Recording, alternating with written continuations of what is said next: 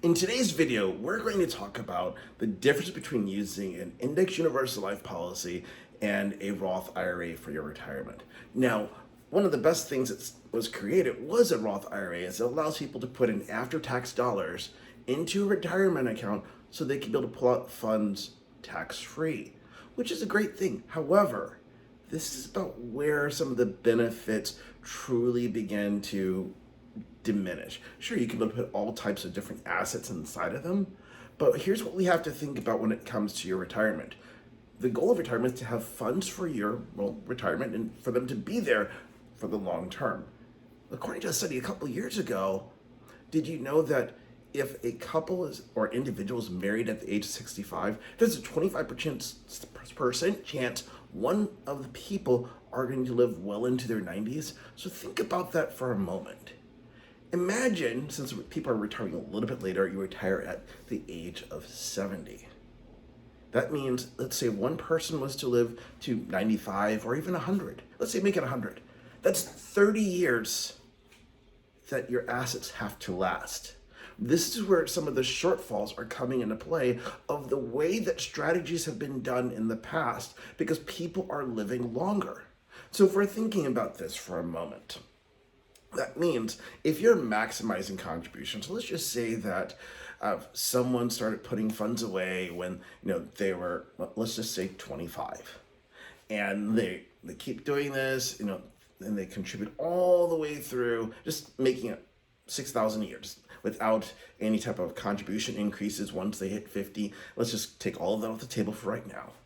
And so they do this until they're age 70. What do they have? About 800,000 or so built up, which is a nice chunk of change. And this is assuming, let's say, they get an average of 6%. And we're being conservative here just because, this is taking all the ups and downs because the market never moves in one direction. Well, if you have about $800,000, and let's say someone decides, well, I kind of want to be able to have about, let's say, $4,000 a month, give or take, in retirement income from this to supplement other things. If they're pulling out this amount every single month, that fund is going to last about 14 years, closer to 15, about 14.7 years, give or take, which is a good amount of time. But what happens if someone lives 17, 18, 19, 20 plus years? This is the reality that's becoming for a lot of people, is they're outliving their retirement funds because of the way that they're structured, because people have been sold this concept that you just put these things away and they're going to be there for you. This is where using an IUL comes into play of how it's extremely beneficial. So let's go turn back the clock to someone's 25 and they're max funding their IUL. And let's say at the end of this period of time when they're age 70, it has that cash value of, let's say, the same, $800,000 in there. So they put the same $4,000 a month. Well, guess what happens? They don't run out. Because you see, when you start withdrawing from, over a certain amount from a Roth IRA, that balance gets lower and lower. So even though it's still making money, let's say it's 800,000 this time, but because you pulled out some funds, let's say it was 790 the following year, well, it gets smaller and smaller and smaller. That's what's going to happen to it. Compare this to the IUL. The balance that is you're borrowing from, because that's the difference, you're borrowing from it. You're actually not withdrawing. So that amount in there's 800,000. Well, let's say you have, make it a 5% return for the following year. Well, then it's 840,000. So it's still growing through this process that you're pulling out. That means you can essentially be able to pull out those funds borrowing from it in perpetuity. But people also wondering, well, why don't more people do this? It's because it's not really talked about.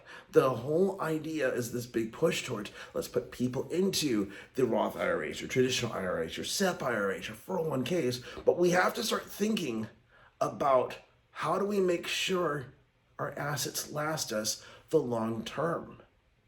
And here's the other added benefit when it comes down to it. You're borrowing from it. You might think, well, there's a loan. That's paid back from the proceeds of the policy. So it's very beneficial in that regard. So you're able to use it for your retirement, and then there's still some left over in terms of a death benefit that can pay for things for your family, all that type of stuff to pass on that type of wealth that you might be wanting to do. So here's a couple of the little things you want to be thinking about of why you want to incorporate using this. For starters, you don't have the contribution limits. So, if you're looking at with Roth IRAs, if you're making over the amount that you could legally be able to put in there. So let's say you're making well over $100,000. You're not contributing to a Roth IRA. So that means you have to contribute to a traditional. Well, guess what? You're being taxed on that. So that means you need even a greater amount of assets to be able to up into it to have a certain amount of income. You can leverage that Roth IRA, not Roth IRA, but you can leverage the IUL and you can put in that same amount and not be taxed on it when you're withdrawing it later. So that's the first thing. The second thing is the contribution limit. So as I'm recording this right now, if you're under the age of 50, you're talking about, being able to only put in $6,000 a year. Well, you don't have that limitation with, guess what? An IUL. It's all based on the size of the policy. So you want to be able to put in more money, but just get you a slightly bigger policy. Not that big of a deal. So this gives you a lot more flexibility with being able to put funds away for the future. And where this becomes extremely powerful, important is, let's say you're a little bit older and you fell behind the power curve, you're paying for kids stuff, you have all these other things that you're doing, but you didn't put funds away when you're in your 20s and your early 30s, and now let's say you're 50. Well, that makes it a lot harder to catch up, because even if, let's say, you're able to put away $7,000 a year into a retirement account, or you're maxing out your 401k, because of the time frame, there's only so much that you're going to be able to put away. And let's say you have the assets to do it. Well, there's not those restrictions on the IUL. So we can make one bigger so you can put away the amount that you really want to try to catch up for that time lost.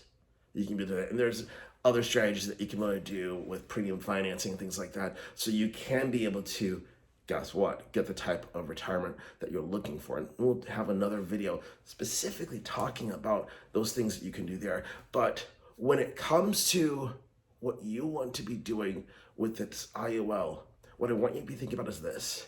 How much do you really want to have in your retirement? Because we can't plan on things like Social Security and things that we can't control. But what this is doing is we can say that, okay, hey, if we do this here, we're going to be able to project, well, you should have something around these lines. If we use an average return over an extended period of time, we can be able to get towards that type of number. And here's one of the other things I didn't mention earlier. One of the advantages of using an IUL versus, let's say, a Roth or a traditional IRA or something like that for your retirement. You're not subject to the same market volatility. So when you think about your Roth IRA, it's great when the market's going up, but guess what? You're also exposed to the downside. So if you look at what happened in the market, let's say in 2008, 2009, when it just kind of took a dump and people had minus 20, minus 30, minus 40% in their portfolios, what happened? There are people who wanted to retire, they couldn't do it. And then there are people who were retired, suddenly they had to scale back their retirement of what they could pull out to make it last. Otherwise, they were going to outlive their money. This doesn't happen inside of an IUL. You might wonder, how's this possible? Here's what happens. The worst performance you can do in an IUL is 0% for a year. Think about that. That means you didn't gain anything that year, but you also didn't lose. That is the power of it, because if you can avoid all the valleys, you're going to come out ahead, because that means you don't have to make up for lost time because of everything dipping. Because think about it, the people who lost funds in 2008, 2009, some of those portfolios didn't recover fully for another 3 years. Think about that. What if you needed to take those funds out? You wanted to retire that year, but your portfolio was down that much. There are people who had to keep working, but if you had all those types of funds into an IUL, guess what? You could still retire. And based on the amount that's in there, you're like, okay, I can pull out this much. Not a big deal, because you didn't lose. That's one of the most important things when it comes to planning for your retirement, is not losing money. You want to be able to keep moving forward with what you have. So, like I said, what I want you to do is think about what is it that you want to have, because then we can figure out what size of a policy is going to work best to be able to create that tax-free income, leveraging an IUL for you, for your family, for your friends, so you can be able to do the things that you want to do in retirement.